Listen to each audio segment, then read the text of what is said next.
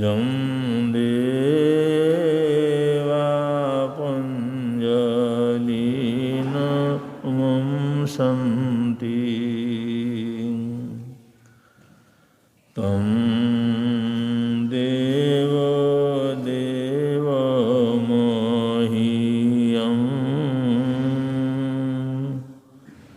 शिरसा वन्दे महावीरम्।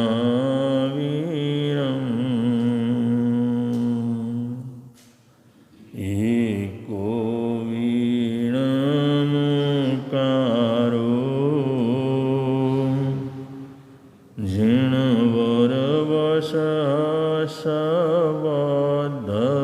जिनवरवशबद्धमानस संसार सागराओ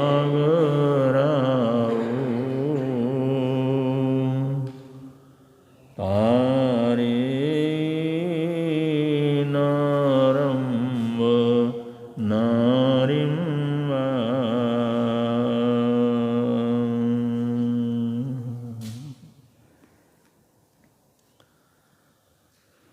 त्रिभुवन पीड़ाहरणहारो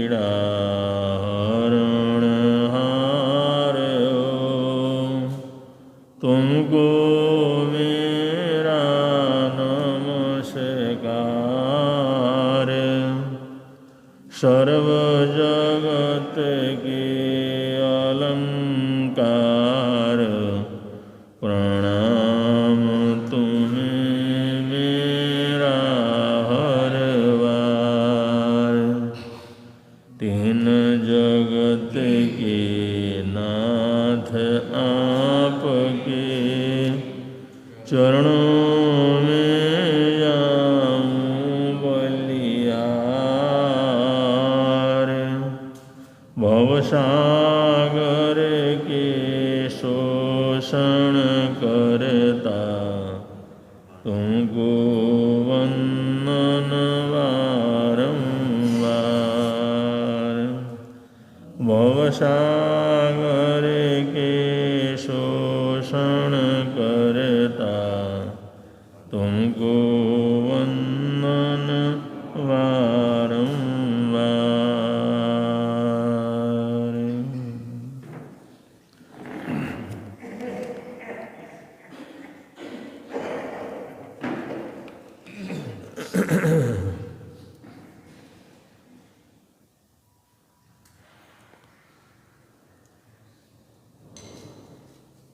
2022 का दीपावली महोत्सव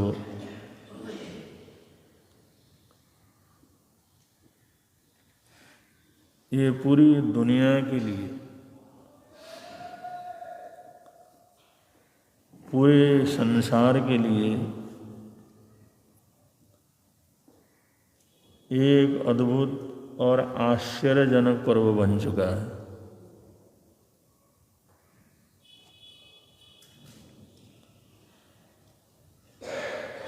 भारत के जो प्राचीन बड़े बड़े तीर्थ हैं उनका ऐसा अद्भुत जो है पुनर्निर्माण हुआ है। आज पूरी दुनिया देख रही है कि ये भारत के प्राचीन पर्वों का कितना बड़ा महत्व है।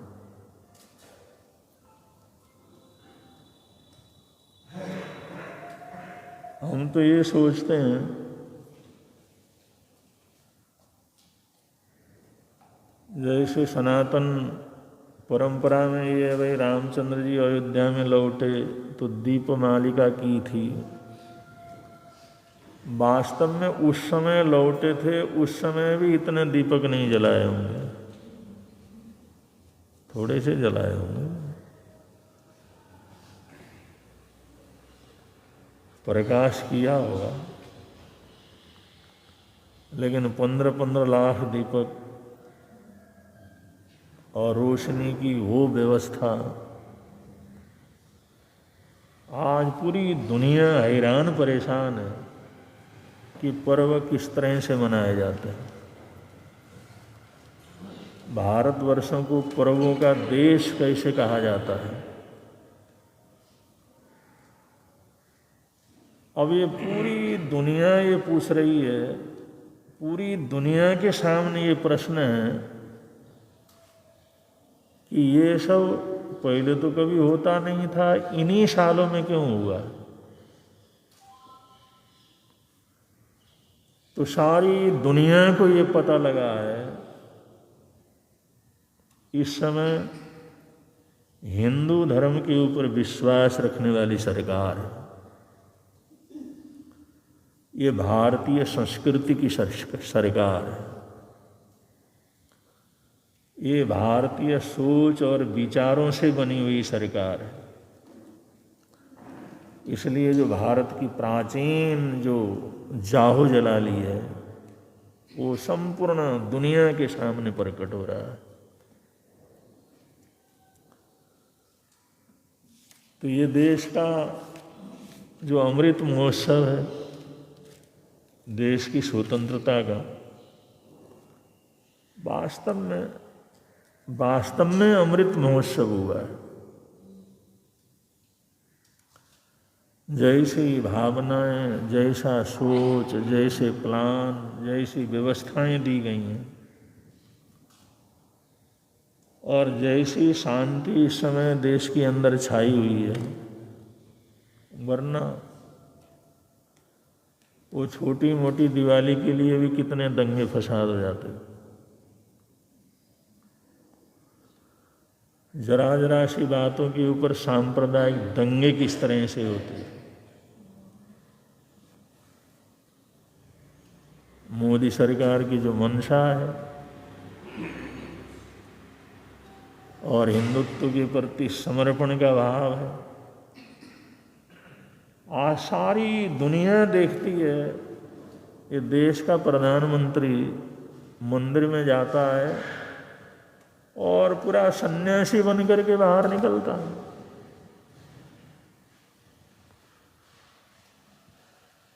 पूरे सन्यासी के रूप में बाहर निकलता।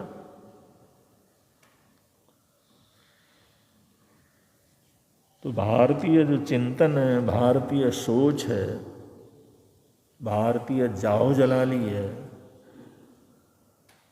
भारत के अंदर जो धर्म श्रद्धा है, उसका इस समय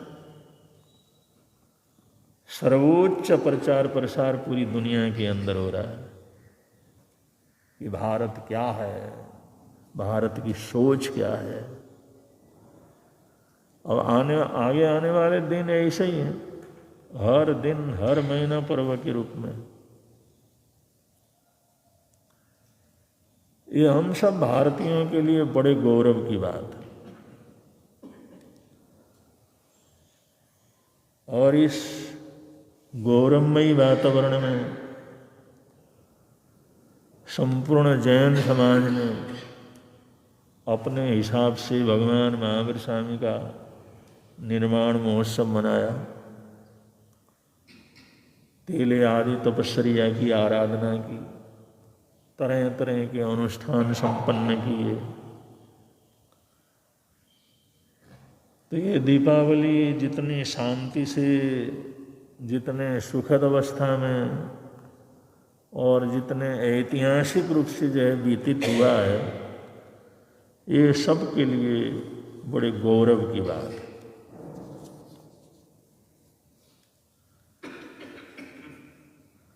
भारतीय सनातन परंपरा को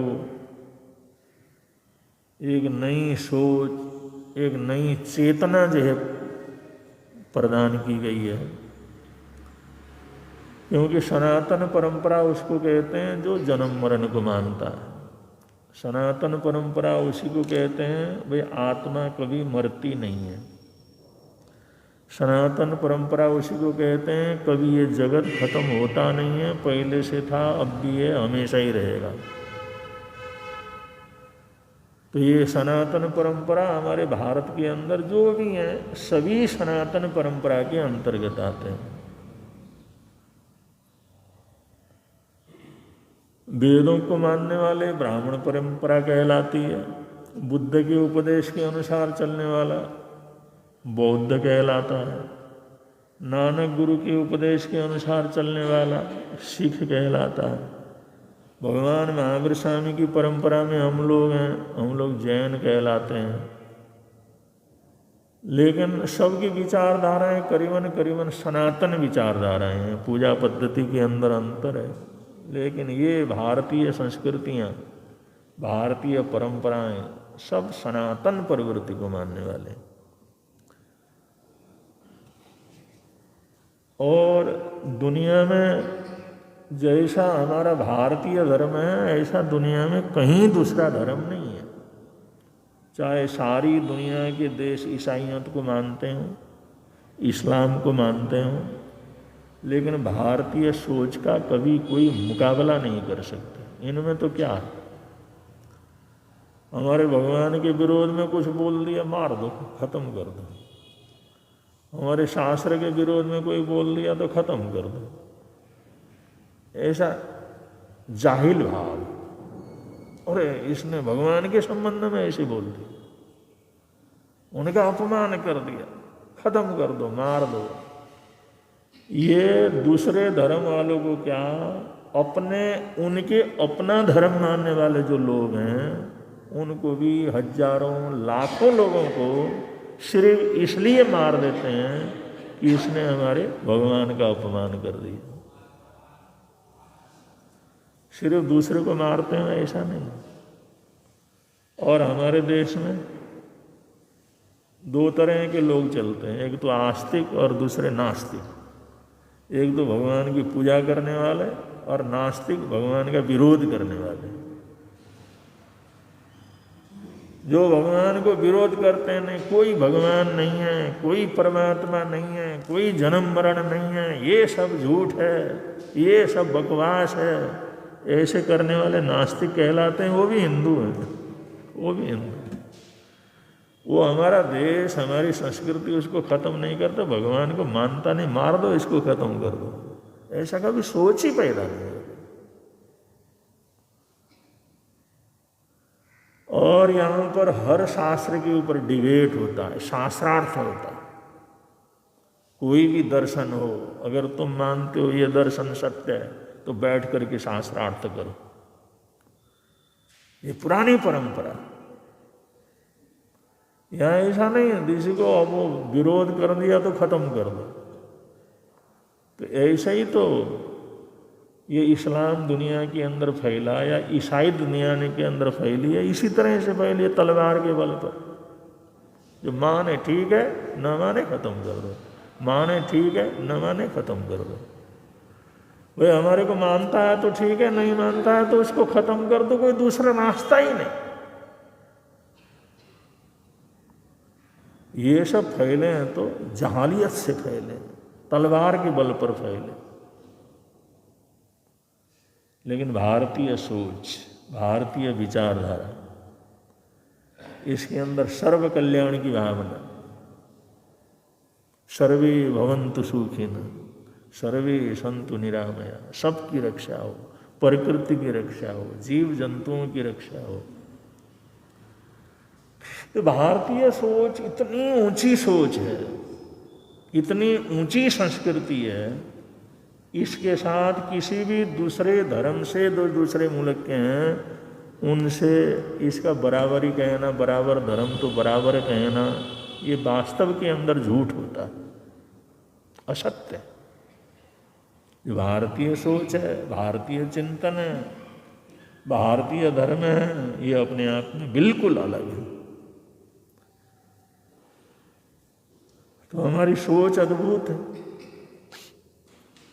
और उसी सोच के अंतर्गत हमारा देश आगे बढ़ रहा है। अमृत महोत्सव चल रहा है। और ये दीपावली, ये जो इस साल की दीपावली पूरे हिंदुस्तान के लिए एक और बात के ऊपर सबसे ज़्यादा गर्व करने वाली बात है, क्योंकि इस दीपावली के दिन इंग्लैंड में,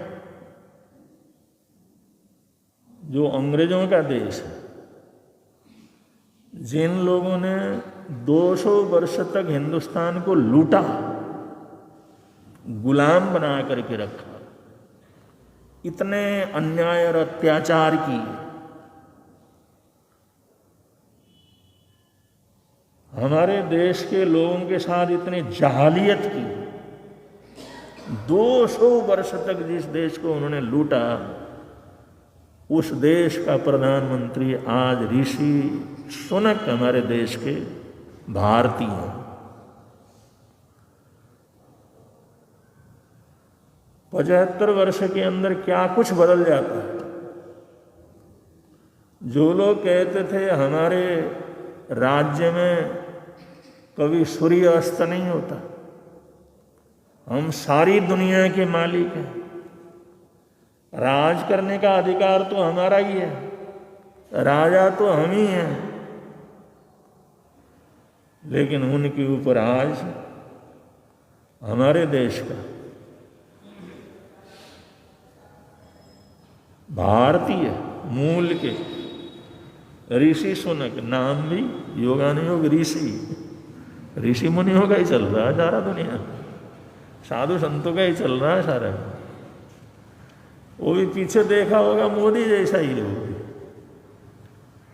वही जाप करना, पाठ करना, मंदिर जाना, गीता को पढ़ना और धर्मशास्त्र लेकर के वहाँ पर भी अपना ही धर्मशास्त्र ले, उसने पुरानो वो नहीं लिया, वो अपना ही धर्मशास्त्र लेकर के शपथ ली थी पहले जब वो सांसद बना था, तो भी पूरा धर्मात्मा। तो हमारे देश के करोड़ों करोड़ों लोगों के लिए कितने गौरव की बात है, जो लोग 200 वर्ष तक जिन्होंने गुलाम बनाया, आज उनके सिर के ऊपर हमारे हिंदुस्तान का आदमी प्रधानमंत्री बनकर के बैठ गया और सारी दुनिया को बतला दिया जो हिंदुस्तान है। आज हिंदुस्तान की जो जीडीपी है, अर्थव्यवस्था है, इंग्लैंड से आगे पहुंच गई, वो पीछे छूट गया। अब लूटा कितना, हमारे देश को लूटा कितना, 200 साल तक लूटते चले गए और 75 साल में अर्थव्यवस्था उनके पीछे हो गई। भारतीयता, भारतीय सोच।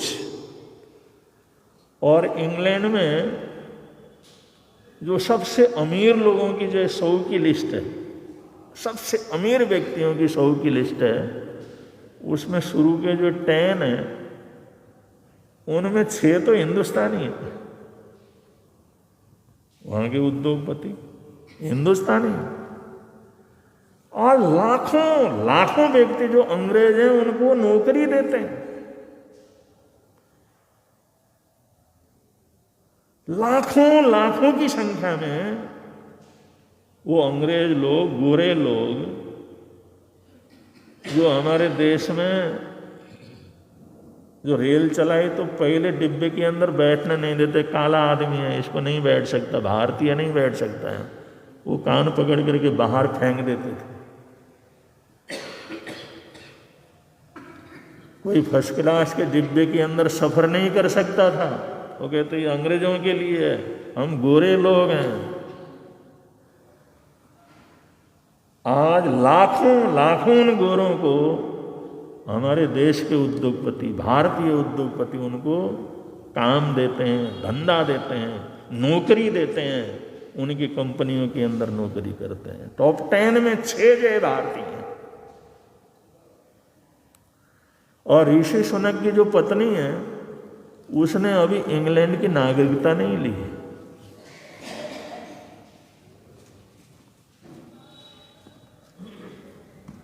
ऋषि सुनक की जो पत्नी है अभी उसने भारत, वहां की नागरिकता नहीं ली, वो भारत की नागरिक है। और पीछे इसी बात को लेकर के उन्होंने पीछे जो दौड़ में उनको पीछे कर दिया था, नहीं मानेंगे क्योंकि इसकी पत्नी ने अभी नागरिकता ही नहीं ली।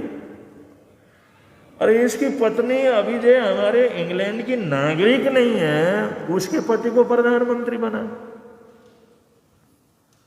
इसलिए ले ट्रेस को बनाया। वो आगे इसी बात को लेकर के आगे बढ़ गए।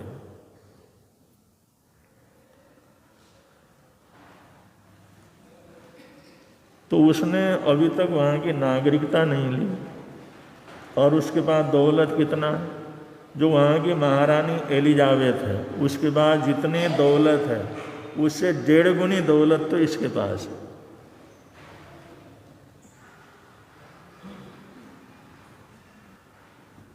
ये हमारे देश का टैलेंट, हमारे देश की पुण्यवानी है।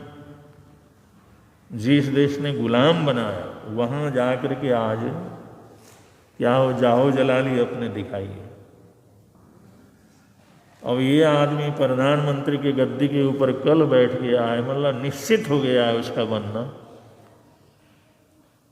ये कंजर्वेटिव पार्टी से ये लोग हैं, तो उसके अंदर नियम होता है कि कम से कम जिसको पार्टी का नेता बनाना है तो कम से कम 100 सांसद उनका समर्थन मिलना चाहिए।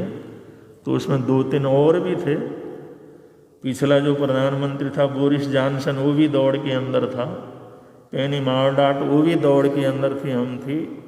लेकिन इसको 150 सांसदों ने ऋषि सुनक को जो समर्थन दिया कि वे तुम्हारे इनको बनाना चाहिए। उनका 100 भी पूरे नहीं हुए, उन्होंने अपने आप पीछे हट गए। जब कोई समर्थन नहीं है तो हम क्या करें? बिना चुनाव के, बिना वोटिंग के ऋषि सुनक इंग्लैंड के प्रधानमंत्री बन गए। तो ये दीपावली कितनी अद्भुत दीपावली रही हमारे देश के लिए। जिस देश ने इस देश को 200 वर्ष तक गुलाम बनाया, आज हमारा प्रधानमंत्री उस देश के ऊपर राज करने के लिए चल रहा है।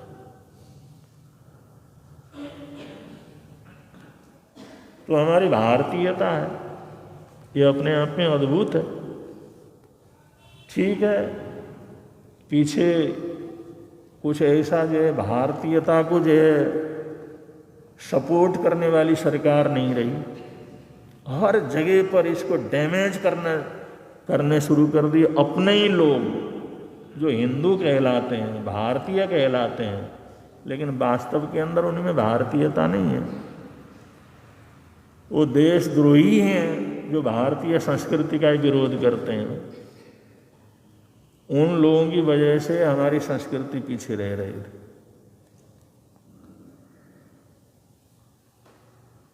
अब जब उस संस्कृति को मानने वाली, सपोर्ट करने वाली सरकार आई तो भारतीयता ने कितनी अपने आप को ऊपर उठाया है और कितनी जाओ जलाली पूरी दुनिया के अंदर अपनी बनाई है। और फिर हमारे देश के अंदर ये है कि जो भी देश की अर्थव्यवस्था है या जो भी देश के अंदर ये काम धाम लोगों को मिलता है या देश का व्यापार बढ़ता है, तो हमारे भारत में शुरू से ही धर्म के माध्यम से।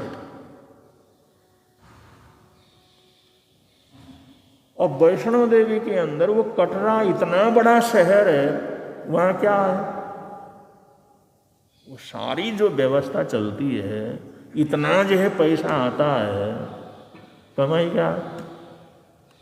वैष्णो देवी का मंदिर ही तो है, कोई कल कारखाना तो वहाँ पर है, दूसरा तो कुछ नहीं है।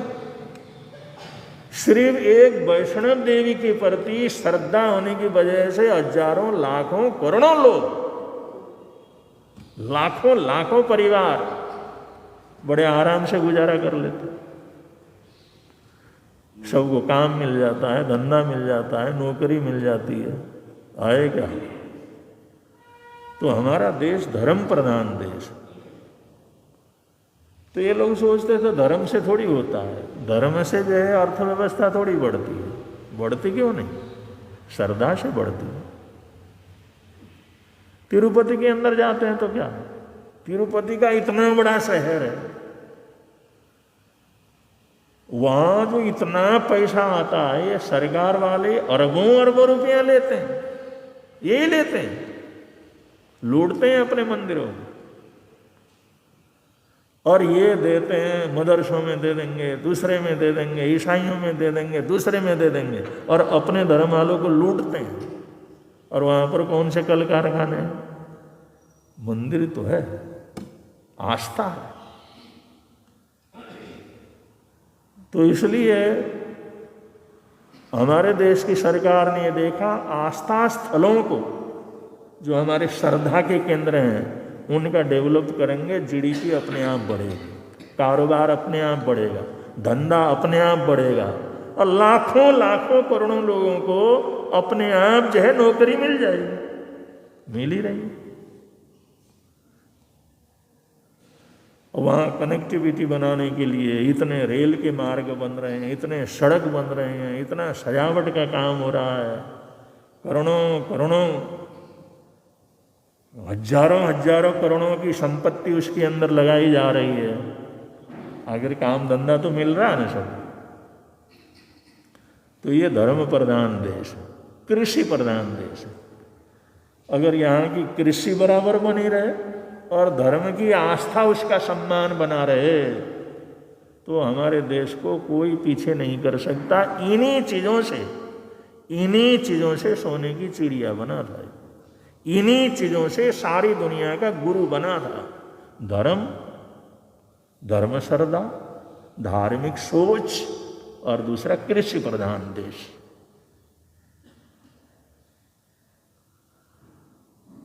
तो इसलिए आज ये आंदोलन चल रहा है भाई, कृषि के अंदर सबको लगना चाहिए, पढ़े लिखे लोगों को लगना चाहिए। आज हजारों युवक जो बड़ी बड़ी जो है जिन्होंने परीक्षाएं की, वो कृषि के अंदर काम कर रहे हैं,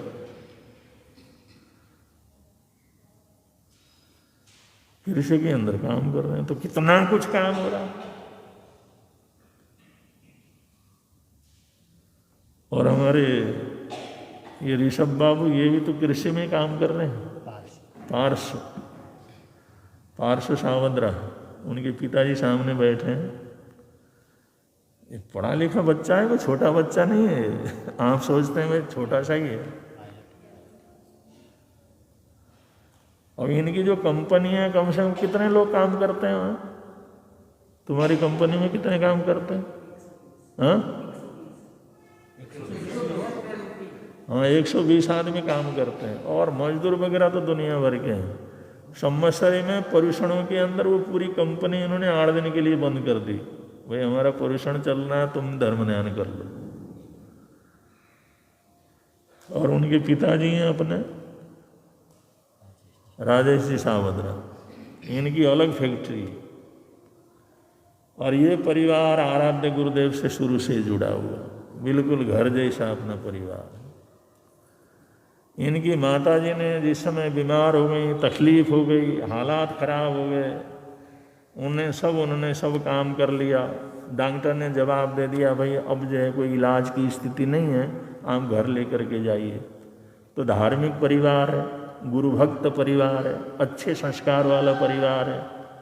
आप लोगों ने निश्चय किया, दीपाली सावद्रा यहाँ पर बैठी हुई हैं, उन्होंने निश्चय किया चलो भाई ऐसी स्थिति अब होना नहीं है तो घर लेकर के चलते हैं। उनकी थी भाई मैंने घर में रहना, वहीं बैठ कर के आराम, वहीं बैठ कर के धर्म ध्यान करना, घर लेकर के आए। और जिस समय संथारा वगैरह हो गया, हम रास्ते में ही थे, कुछ योगानुयोग ऐसा हुआ, वो हालात ऐसे, हम सारे इकट्ठे हैं, करना क्या है? हमने कहा गुरु जी संथारा करा दो। फिर हम रास्ते में चल रहे थे, पेड़ के नीचे जा कर के बैठे, वहाँ बैठ कर के वहाँ से फ़ोन से ही संथारा करवाया, सारे विधि विधान से। संथारा कराने के बाद परिवार ने पूछा भाई अब तो आपने संथारा ले लिया है, आपकी अंतिम इच्छा क्या है? कोई काम है, कोई इच्छा है, कोई भावना है, कुछ हो तो बतला दो, कुछ भी हो। उन्होंने कहा भाई मैंने सारा कुछ कर लिया, लेकिन एक गुरुजी का चतुर्मास कराना था, वो चतुर्मास नहीं हो सका। बस मेरी आखिरी भावना है तुम उनका चतुर्मास करवा लेना। तो क्या वो बाई होगी, क्या उसकी श्रद्धा होगी? आप लोग अनुमान लगा सकते हैं कि हम इतने समय से गुरुदेव सुमति प्रकाश जी महाराज साहब के पास जाते हैं, हमने इतना प्रयत्न किया, लेकिन आज तक बस एक ही इच्छा थी, एक चतुर्मास बम्बई में उनका हो जाए, लेकिन हुआ नहीं। बस मेरी अंतिम ख्वाहिश यही है कि मेरी ख्वाहिश मांगते हो तो एक चतुर्मास उनका करवा लेना। उन्हीं की बात पूरा करने के लिए 19 का चतुर्मास हमारा वहां हुआ, सिर्फ उन्हीं के लिए। तो उनके माताजी पिताजी थे, उनकी भावना थी। और फिर माताजी के जाने के बाद पिताजी भी बीमार हो गए, लेकिन पिताजी नहीं, उनने हमारा चतुर्मास पक्का करवाया था, लेकिन हालात ऐसे हो गए, उनकी तबीयत भी खराब हो गई। उनको बड़ी चिंता थी, गुरुदेव आपका चतुर्मास मैंने करवा तो लिया, लेकिन मेरी ऐसी हालात है, ये चतुर्मास उतना भव्य सुंदर कैसे बनेगा। लेकिन इन्होंने, उनके बेटे, उनकी बहू, उनके परिवारजन, इन्होंने जैसा पिताजी करवाना चाहते थे उससे 10 गुनी ज्यादा जाहो जलाली से ये चतुर्मास करवाया। और 4 महीना घर नहीं गए। तो बंधु, ये धर्म की भावना, अब ऐसी भावना हिंदुस्तान में तो रहती है, भारत में तो रहती है, भारत में तो ऐसा सोच रहता है। और यही तो भारत का बल है, यही तो भारत की ताकत है। आज भारतीय समाज के लोग दुनिया में कहीं भी हैं तो बड़े आराम से सुखद अवस्था के अंदर रहते, मान सम्मान है। और बंधु, अब तो क्या है, अरब देशों के अंदर, मुसलमान देशों के अंदर, अरब देशों के अंदर ऐसे ऐसे मंदिर बन रहे हैं जिसकी कोई कल्पना नहीं कर सकते। वहां के मुसलमानी सरकार। अब ये भारतीय सोच का, वो लोग आए, उन्होंने देखा, उन्होंने हिसाब लगाया, अरे लोग इतना कुछ मानते हैं, इतना कुछ करते हैं, जो मूर्ति के विरोध करने वाले हैं। सारा इस्लाम है, कुछ नहीं वहां पर। वो देश अरबों अरबों रुपया लगा करके वहां पर मंदिर बना रहे हैं, उद्घाटन हो रहे हैं।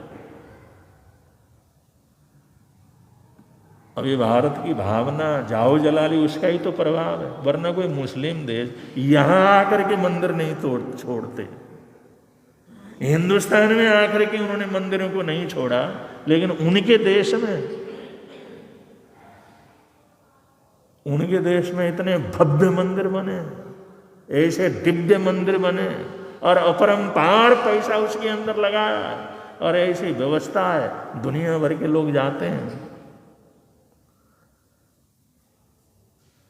तो उन लोगों ने भी सोचा ये धार्मिक आस्था है ना, ऐसी चीज बनाएंगे, और हिंदुस्तान के लोग जो दुनिया भर के अंदर है वो दर्शन करने के लिए आएंगे। जीडीपी तो हमारी बढ़ेगी, पैसा तो हमारा बढ़ेगा। तो भारतीय जो संस्कृति, आस्था की संस्कृति, जो तीर्थों का उद्धार हुआ है, अब सारा देश जो है उनको देखने के लिए जाएगा। और ये जगह जगह पर पर्यटक स्थल बनवाए जा रहे हैं। उनका यही है कि हमारे देश वालों को बाहर जाने की जरूरत क्या, अरे सब कुछ यहीं पर है। हिमालय चाहो यहाँ पर है, समुद्र चाहो यहाँ पर है, गर्मी चाहिए यहाँ पर है, सर्दी चाहिए यहाँ पर है, बर्फ चाहिए यहाँ पर है, मरुस्थल चाहिए यहाँ पर है, झरने चाहिए यहाँ पर है, सब कुछ है तो क्या जरूरत, लेकिन व्यवस्था नहीं है, जाने आने की कमी, वो जो जाने आने के साधन नहीं है। इसलिए सरकार लगी हुई है, हम अपने देश में ये अलग अलग सर्किट बना करके हम इतने डेवलपमेंट कर देंगे, हिंदुस्तान वालों को बाहर कहीं जाने की जरूरत ही नहीं पड़ेगी, बाहर के ही यहीं आएंगे। और एक एक सर्किट में घूमने लगेगा तो किसी को 15 दिन लगेंगे, किसी को महीना नहीं लगेंगे, किसी को 7 दिन लगेंगे। तो बाहर काहे को जाएगा, छुट्टी हो गई, चलो भाई उधर चलो। तो हमारा देश का पैसा हमारे देश में रहेगा। और इन्हीं चीज़ों से तो कितना काम चलता है, कितना धंधा चलता है, कितना कुछ चलता है। मैंने धर्मस्थला की बात पहले बतलाई। एक धर्मस्थला अपना जैन तीर्थ है, और वहाँ पर जो हर रोज 10,000 9,000 से 10,000 लोग फ्री के अंदर भोजन करते हैं। और रविवार और सोमवार के दिन 12-13,000 आदमियों की उपस्थिति रहती है। और हजारों वहां पर धर्मशालाएं बनी हुई हैं। इतने लोग जाते हैं, कितने लोगों को काम मिलता, कितने लोगों को धंधा मिलता, कितना कुछ जीडीपी बढ़ती है, कितना अपरंपार संपदा है वहां पर। तो हमारे देश में तो जो भारतीय संस्कृति है, भारतीय सोच है, इसमें धर्म भरा हुआ, धार्मिकता, धार्मिक सोच से ही, इसी धार्मिक भावना, धार्मिक भक्ति, धार्मिक चीजों से ही हमारे देश की इतनी समृद्धि बढ़ी है। सिर्फ कल कारखानाओं से नहीं बढ़ी, इन्हीं चीजों से बढ़ी है।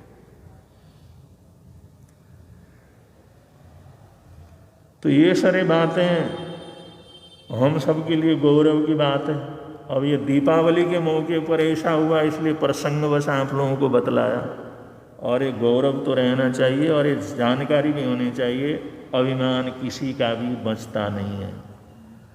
अभिमान, जिन लोगों ने देश को 200 साल तक जो है गुलाम बनाया, 75 साल के अंदर अपने देश का आदमी वहाँ बैठ करके वहाँ का प्रधानमंत्री बनता है, तो बंधु अभिमान किसका रहता है। जिस देश को 200 वर्ष तक लूटा, वहाँ की जीडीपी आज भारत से पीछे चलती है, तो इससे बड़ा सबक और क्या हो सकता है दुनिया के। एक और बात,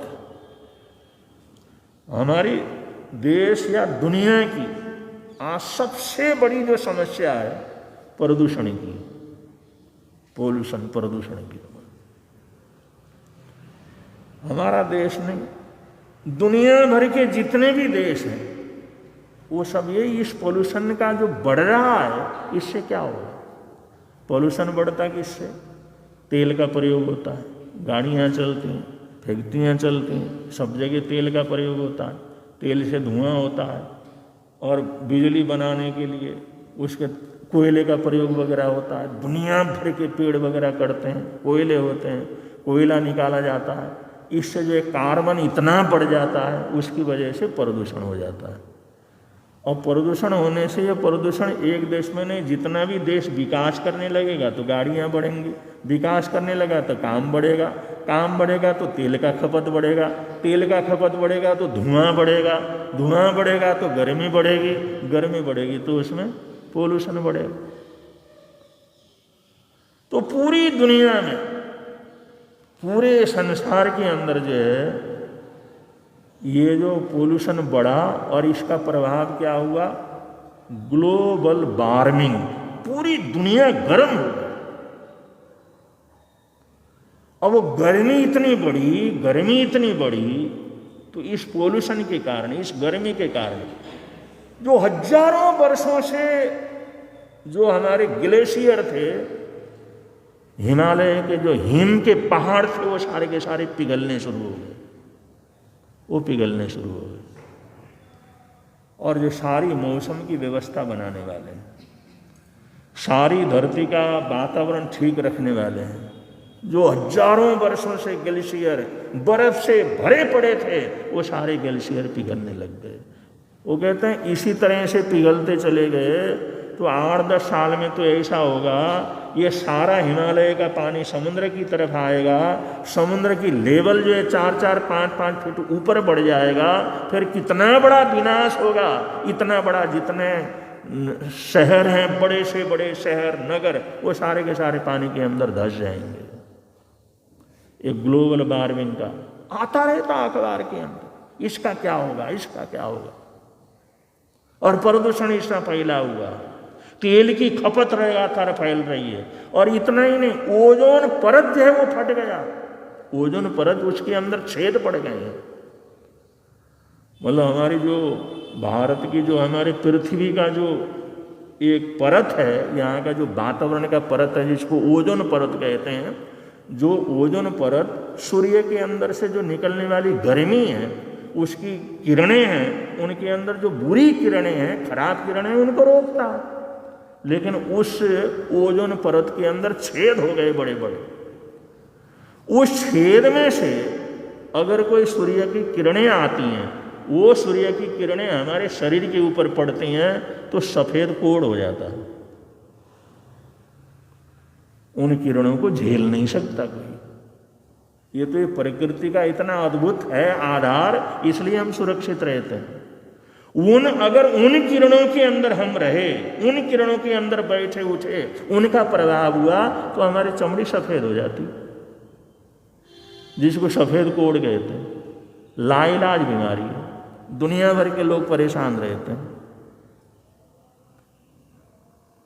ऐसा हुआ ओजोन परत से फटने से वहां से जो किरणें, जो सीधी किरणें जो छन करके आती हैं वो हमारे काम की रहती हैं, तो सीधी आती हैं तो उसकी वजह से उसका इतना दुष्प्रभाव पड़ता। अब वो ज्यादा होगा तो कितना दुष्प्रभाव पड़ेगा। अब ये सारी दुनिया परेशान है, सारी दुनिया दुखी है। न तो हम गाड़ी कम कर सकते हैं, न फैक्ट्रियां कम कर सकते हैं, न ये काम कर सकते हैं, लेकिन अब इनका खपत भी इतना है। अब फिर उसका ये ग्लोबल वार्मिंग हुआ है तो इससे इतनी भयंकर परिस्थिति बनेंगी, करेंगे तो करेंगे क्या। उसका उत्तर भी भारत ने दिया। 1918 में जब पूरी दुनिया का सम्मेलन हो रहा था, 200 से ऊपर देश इकट्ठे थे, वहां पर भारत के प्रधानमंत्री नरेंद्र मोदी ने कहा इसका समाधान हमारे पास है, हमारे भारत के पास है। उनका क्या समाधान? उस समय उसने कहा था ये जो सूर्य है ना, ये कभी डूबता नहीं है। इसका मतलब क्या? उन्होंने कहा जो सूर्य है ना, सूर्य ये कभी डूबता नहीं है, ये अस्त नहीं होता है। ये तो हमारी पृथ्वी घूमती है, सूर्य अस्त नहीं होता। वो 225 देशों के जो प्रतिनिधि थे वहां पर ये समस्या थी। वहां पर इस व्यक्ति ने कहा इसका समाधान हमारे पास, और हम उस समाधान की तरफ जा रहे हैं। जो तुम पूरी दुनिया के लोग प्रदूषण से परेशान हो रहे हो कि हमने ये लक्ष्य रखा है 2030 तक हम तेल की खपत हमारे देश में खत्म कर देंगे। उन्होंने कहा ऐसे कैसे हो सकता है साहब, ये कैसे संभव है, ये कैसी बातें करते हो तुम स्वप्न जैसे।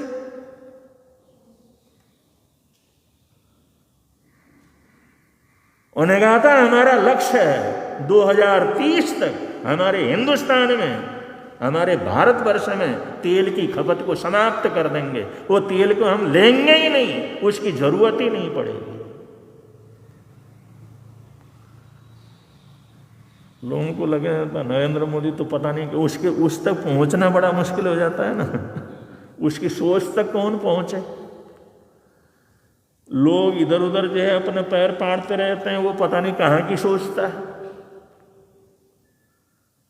तो हमारे देश में नेताओं की तो कमी नहीं है, पता नहीं कितने नेता हैं। ये तो गालियां देने में लगे रहते हैं, वो कहीं का कहीं पहुंच जाता है। तुम देते रहो गाली, वहां बैठ करके भौंकते रहो कोने में बैठ करके, हाथी तो जहां जाना है वहां पर जाएगा। ये भौंकते रहते हैं चारों तरफ, लेकिन वो नहीं समझते हुआ आदमी क्या। उसने 200 से ऊपर देशों के सामने कहा इसका समाधान हमारे पास है, और वो समझ में नहीं आया। उन्होंने कहा सूत्र क्या है इसका? सूत्र ये है 1 सन 1 वर्ल्ड और 1 ग्रीड। इसका समाधान पूरी दुनिया को हम मुक्त कर सकते हैं, पूरी दुनिया की ये ग्लोबल वार्मिंग को हम नष्ट कर सकते हैं। और उस समय जो भाषण दिया लोगों ने सोचा है तो वैसे फेंका, और बाद में भारत की सरकार ने पेरिस से मिलकर के दिल्ली के बाहर एनसीआर में ये सोलर सिस्टम का सबसे बड़ा केंद्र बना है, और उन्होंने भारत में अंदर स्पेन को देखा, भाई इस तरह का हमारा प्लान है ये सोलर सिस्टम का, और इतने इतने चीजें सोलर सिस्टम से हम चला रहे हैं। वो कहता मैं साथ में चलता हूं। सबसे पहले सोलर पालन का जो सबसे बड़ा केंद्र स्थल है एनसीआर दिल्ली के अंदर बना। अब लोग सोचने लगे इन्होंने क्या बनाया, कैसा बनाया। अब भारत के अंदर दिखा दिया सब कि हम पानी निकालते हैं तो उससे फैक्ट्री भी चला सकते हैं, ये भी चल सकते हैं, शहर में भी चला सकते हैं। ये से हमारे देश में सूर्य इतना है, प्रकाश इतना है, बड़े आराम से वो सजा सकते हैं। हमने तो 30 तक तो इसको पूरा कर, और गडकरी है वो तो जब दे देता है प्लान अगले तो वो सोच भी नहीं सकते हो। और उसने ऐसे ऐसे प्लान बता दिए, आज सारी दुनिया कहती है कि हमारे को जोड़ लो साहब, अपने प्लान के साथ हमारे को जोड़ लो। ये प्लान क्या है? प्लान ये है सूर्य है। सूर्य छिपता तो नहीं, सूर्यास्त तो होता नहीं, यहाँ नहीं दिखाई देता, दूसरे दिन में दूसरे में तो रहता है। पूरब में नहीं रहता तो पश्चिम में रहता, पश्चिम में नहीं रहता तो पूरब में रहता। सूर्य तो हमेशा अपना प्रकाश देता रहता है। नरेंद्र मोदी ने उन्हें क्या कहा कि एक सूर्य है और हमारी दुनिया भी एक है, और हम भी धरती से जुड़े हुए हैं। सूर्य भी एक है, दुनिया भी एक है। अब सिर्फ ग्रिड बनाने की जरूरत है। वो सोलर प्लांट का ग्रिड बनाना है हमने, और ग्रिड बना करके क्या करेंगे, जिस तरफ जो सूर्य उदय होगा वहां एनर्जी बनती रहेगी, और जिधर अंधकार होगा उधर उसको भेजते रहेंगे। कि हम अड़ोसी पड़ोसी देश से तार खींच करके बिजली ला सकते हैं, तो सारे दुनिया को क्यों नहीं जोड़ सकते? ये जो प्लान है, ये पूरा का प्लान आने वाले अभी अक्टूबर के आखिर में ही एक सम्मेलन हो रहा है, सबसे बड़ा सम्मेलन हो रहा है ग्लासो में। ग्लासो में ये प्लान वहां पर आने वाला है, और 200 देश तो ऐसे हम जब कहो हस्ताक्षर करने के लिए तैयार। और ये जो प्लान है, ये इतना बड़ा प्लान है, ग्लोबल ग्रीन ग्रिड का प्लान, कि जिसमें अगर सारा का सारा देश, सारी की सारी दुनिया सूर्य के प्रकाश से बिजली पैदा करके उससे काम चलाने लगेंगे, तो तेल की खपत की जरूरत ही क्या है, कोयला बनाने की जरूरत ही क्या है, पेड़ काटने की जरूरत ही क्या है, सब कुछ है। लेकिन ये बिजली के मामले में इकट्ठा करके रख नहीं सकते, तो इसलिए कहते हैं हम क्या करना, जिस देश के अंदर प्रकाश हो रहा है वहाँ पर ग्रिड लेता रहेगा, जिस देश के अंदर अंधकार है वहाँ बिजली भेजेगा। जब इधर अंधकार होगा तो उधर की बिजली आएगी, जब उधर अंधकार होगा इधर से बिजली चली जाएगी। व्यवस्था करने में क्या है, आज सब कुछ व्यवस्था हो सकती है। ये प्लान हिंदुस्तान ने पूरी दुनिया को दी। इसे कहते हैं वसुधैव कुटुंबकम, जो सारी दुनिया के कल्याण की बात सोचता है। ऐसा विजन दुनिया के अंदर किसी के पास नहीं। कोई दुनिया के अंदर ऐसा व्यक्ति नहीं, ऐसी संस्कृति नहीं जो इतनी बड़े बड़े विजन दुनिया को दे सकता हो। सारी दुनिया जहां पर ग्लोबल वार्मिंग से इतना परेशान थी, हिंदुस्तान का इसका समाधान हम करके दे देंगे। और ये ग्रिड बनाने में बहुत खर्चा आता है। भारत ने कहा जितने गरीब देश हैं उन सबको ग्रिड बनाने का हम पूरी फैसिलिटी दे देंगे, और सारे के सारे देश जुड़ना चाहते हैं इसके अंदर। अगर ये जुड़ जाते हैं, ऐसा हो जाता है, तेल खत्म हो जाता है, तेल निकालना खत्म हो जाता है, उसकी खपत खत्म हो जाती है, और सारी गाड़ियाँ, सारा काम हमारा बिजली से चलने लग जाता है, तो ग्रीन, फिर पूरी धरती ग्रीनरी ग्रीनरी हो जाएगी। वो सारा सब तरफ वो हरियाली हरियाली छा जाएगी, आनंद ही आनंद छा जाएगा। ये संदेश भी हिंदुस्तान पूरी देश के अंदर जो है पूरी दुनिया को देने वाला है। तो भारतीय संस्कृति सोच से गौरवान्वित है। इसकी सोच, इसका विचार, ये भावनाएं, ये सर्व कल्याण का भाव यही हमारी सबसे बड़ी दौलत है। अगर ऐसा कर जाते हैं तो विश्व गुरु होने में कौन सी देर की बात होगी, हो गया विश्व गुरु। सारी दुनिया को अगर इस तरह से अगर प्रदूषण से मुक्त कर देता है, अमेरिका जैसे लोग नहीं सोच सकते, रूस जैसे देश नहीं सोच सकते। वो सारे प्लान भारत के प्रधानमंत्री ने दुनिया के सामने रखे, और वो दुनिया भर के देश कह रहे हैं हमारे को जोड़ लो भाई, इसमें हमारे को जोड़ लो, हम भी तुम्हारे साथ मिलकर के काम करने को तैयार हैं। अब प्लान ऐसा है तो होना ही होना। हम भी विदेशों से तार लगा करके तो बिजली लाते हैं, तो उसमें कौन सी बात है। अंधेरे जहाँ अंधेरा रहेगा वहाँ से, उजले देश में उजला रहेगा वहाँ से ले आएंगे, अंधेरे में भेज देंगे, वहाँ अंधेरा होगा वहाँ से उजले में भेज देंगे, हो गया सारा काम। अब आज की दुनिया के अंदर तो टेक्नोलॉजी इतनी है, कोई काम कठिन तो होता ही नहीं। बस सोच चाहिए, विजन चाहिए, विचार चाहिए, काम की तो कोई किसी प्रकार की कमी नहीं। तो ये जो हमारा जो है स्वतंत्रता का जो अमृत महोत्सव है, और विशेष रूप से 2022 की जो दीपावली है, ये ऐतिहासिक दिवस है। आप सब लोगों ने सुना कल जो है गौतम प्रतिपदा का दिवस है, कल नया वर्ष शुरू होता है। भगवान महावीर स्वामी निर्माण महोत्सव, वो सम्मत जो चला सबसे पुराना सम्मत वीर निर्माण सम्मत, उसका पहला दिन कल है। उसके लिए बम्बई से हमारा सावद्रा परिवार और हमारे औरंगाबाद से सारे हमारे डॉक्टर्स लोग, उनकी टीम यहाँ पर आई हुई है। जो जब से चतुर्मास हुआ है 1994 में, तब से जो है आप लोग लगातार जुड़े हुए हैं, लगातार लाभ ले रहे हैं। आज भी हमारी धर्मसभा में सब औरंगाबाद से हमारे डॉक्टर साहब वगैरह सब परिवार सहित आए हुए हैं। तो सबके लिए बहुत बहुत मंगल कामनाएं, बहुत बहुत आस। और कल जो है नया वर्ष प्रारंभ होगा, नए वर्ष का मंगल पाठ वगैरह रहेगा।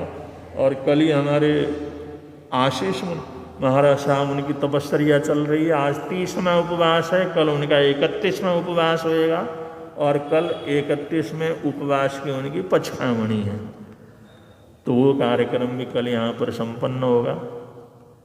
सबके लिए दीपावली की हार्दिक हार्दिक मंगल कामनाएं हैं। और दोपहर को 2:30 बजे से लेकर के 8:30 बजे रात तक ग्रहण रहेगा। लेकिन यहाँ से अस्तात् सूर्य ग्रहण की अवस्था में अस्त हो जाएगा, और ग्रहण का समय जाप पाठ करने के लिए बहुत अच्छा है। ग्रहण के समय ग्रहण को देखते हैं तो उन प्रकाशों से आंखों में तकलीफ भी होने का डर रहता है, किसी को फायदा भी रहता है, लेकिन उसमें नुकसान होने का डर रहता है। इसलिए ग्रहण के समय सूर्य को देखा नहीं जाता। और उसमें जाप कर लो, पाठ कर लो। जाप पाठ के लिए तो सर्वश्रेष्ठ समय रहता है। इसका जरूर खूब ध्यान रखें और अपने जीवन की पुण्यवानी को आगे से आगे बढ़ाएं। ऐसी हमारी हार्दिक हार्दिक मंगल कामनाएं हैं, हार्दिक हार्दिक सद्भावनाएं हैं। इन्हीं सद्भावनाओं के साथ आज के वक्तव्य को हम विराम दे रहे हैं। मिलता है आनंद प्रभु की वाणी से, मिलता है आनंद प्रभु। धर्म लगता प्यारा प्यारा, धर्म लगता पापों की वह बहती धारा, पापों की वह बहती हो जाती है बंद प्रभु की वाणी से, हो जाती है बंद प्रभु की वाणी से। मिलता है आनंद प्रभु। औरंगाबाद से हमारे डॉक्टर्स का जो परिवार यहाँ पर आया हुआ है, मित्र मंडली आई हुई है, उन सब की तरफ से डॉक्टर सौभाग्यवती सविता खटोड़ कुछ भावना अपने विचार आप लोगों के समक्ष रखना चाहती हैं। ज़रूर आएँ। आप लोग शुरू से ही जो है गुरुदेव के परिवार से जुड़े हुए हैं, खूब धर्म ध्यान का लाभ लिया है, खूब धर्म ध्यान का आप लोगों ने लाभ लिया है। और करीबन दीपावली में हर साल गुरुदेव के चरणों में रहते हैं। अब के तो दीपावली 2 हो गए ना, इसलिए देश में आए, वरना दीपावली करीबन आप लोगों का हमारे पास रहता है। हमारे घर में भी खुशी मंगल कामनाएं रहती हैं। तो सविता खटोड़ सबकी तरफ से अपनी भावना आप लोगों के समक्ष प्रस्तुत कर रही हैं।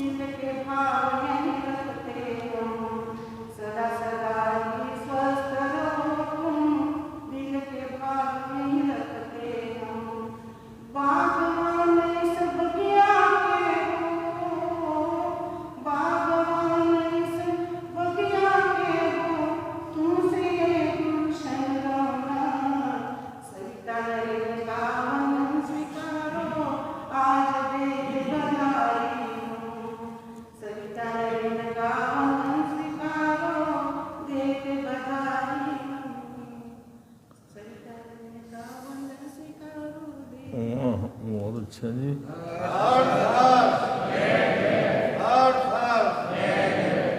हाँ, सविता जी ने बहुत अच्छे भाव प्रस्तुत किए। आज बहुत से भाई बहनों की तपस्या भी है।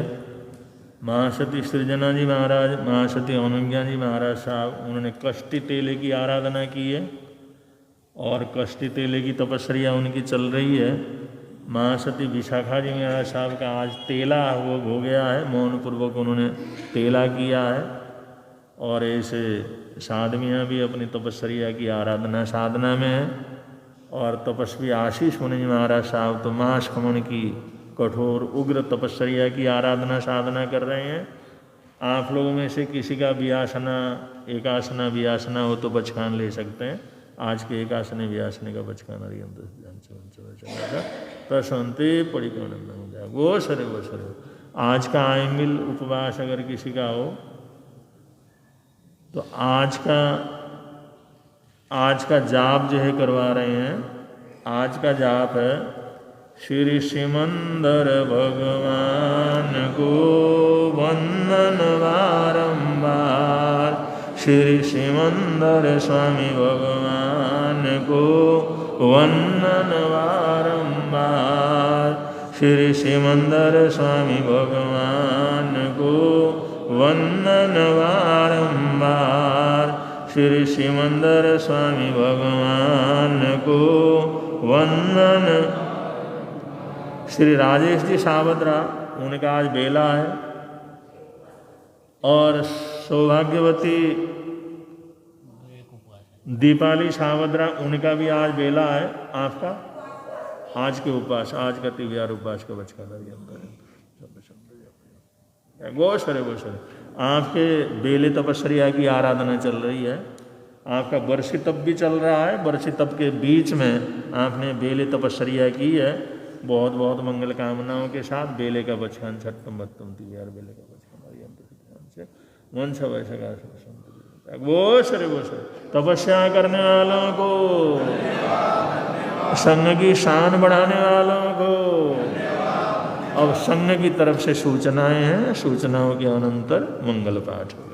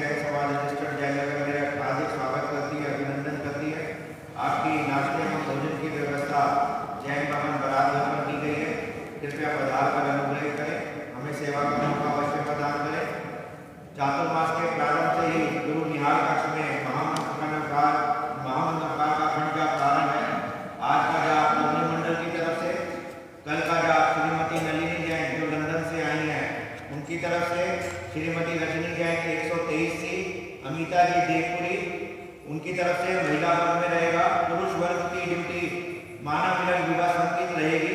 क्या कृपया सभी अपनी ड्यूटी का ध्यान भी रखें और कल आपसे निवेदन अधिक से अधिक पाठों में अपनी उपस्थिति बनाकर धन लाभ कमाएं।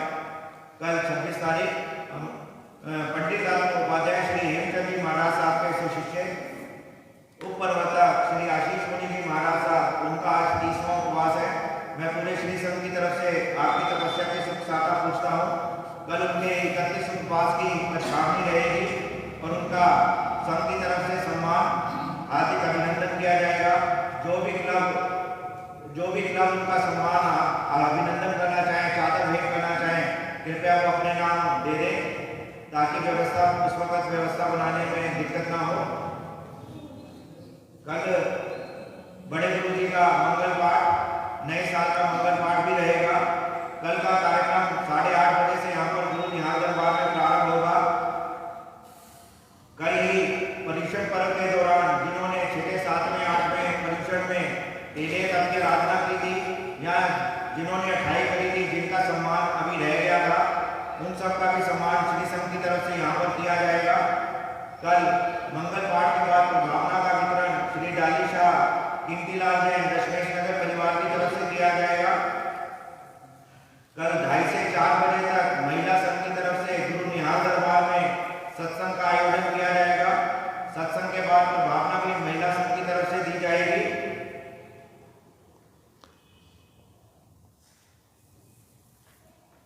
आने वाली 12 नवंबर को वाचनाचार्य उपाध्याय डॉक्टर श्री विशाल मुनि जी महाराज साहब का 70वां जन्मदिन है और जैसा कि पूर्व में भी आपको सूचना दी गई थी कि उस दिन एकाशना दिवस के रूप में मनाया जाएगा। आप सभी से निवेदन जल्दी ज़्यादा से ज़्यादा एकाशना करने का भाव बनाएं और गुरु चरणों में अपनी शुभकामनाएं एकाशन के माध्यम से भेंट करें। आज के लकी में महिला वर्ग में 1576 1576 नंबर, पुरुष वर्ग में 957 957 नंबर, दोनों ही लकी श्रीमती रजनी जैन ग्वालानगर परिवार की तरफ से दिए जा रहे हैं।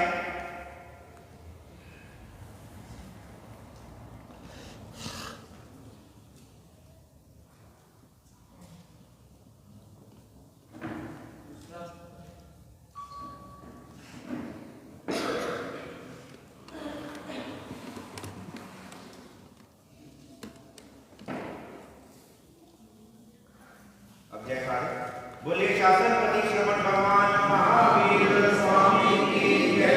सभी आचार्य भगवंतों की जय। वर्तमान आचार्य सम्राट डॉक्टर शिव मुनि जी महाराज की जय। गौत तपस्वी स्वामी श्री ज्ञानचंद जी महाराज की जय।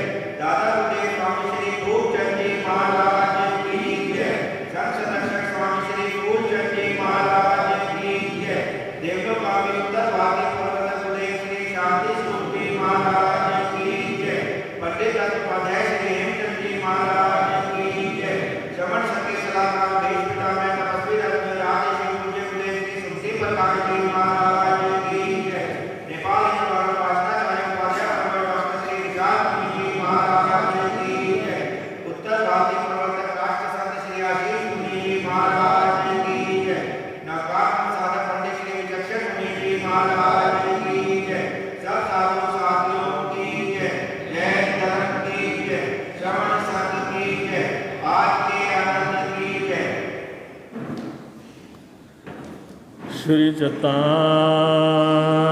मंगलम हरिहंता मंगलम सिद्धा मंगलम साहू मंगलम केवली पुनतो धम्मो मंगलम चत्तारि लोकोत्तम अरिहंता लोकोत्तम सिद्धा लोकोत्तम साहू लोकोत्तम केवली पुनतो धम्मो लोकोत्तमो चत्तारि शरणं प्रवज्यामि अरिहन्ते शरणं प्रवज्यामि सिद्धे शरणं प्रवज्यामि साहू शरणं प्रवज्यामि केवली पुनत्तं धम्मं शरणं प्रवज्यामि।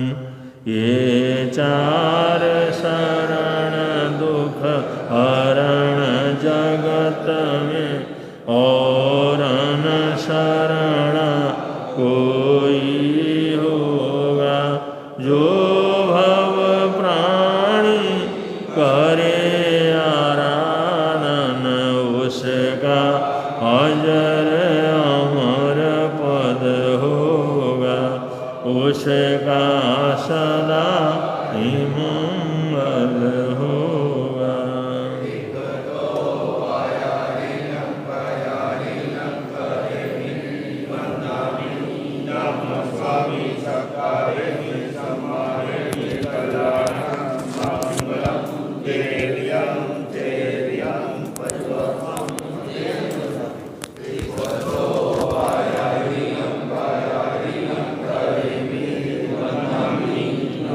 स्वामी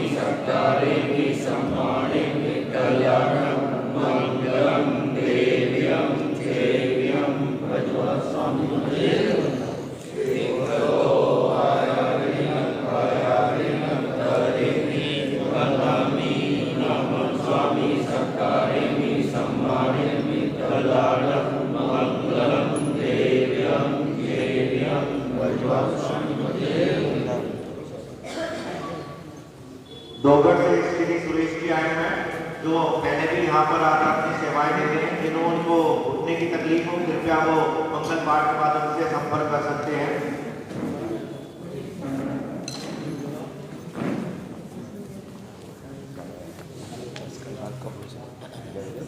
हम लोग 11 बजे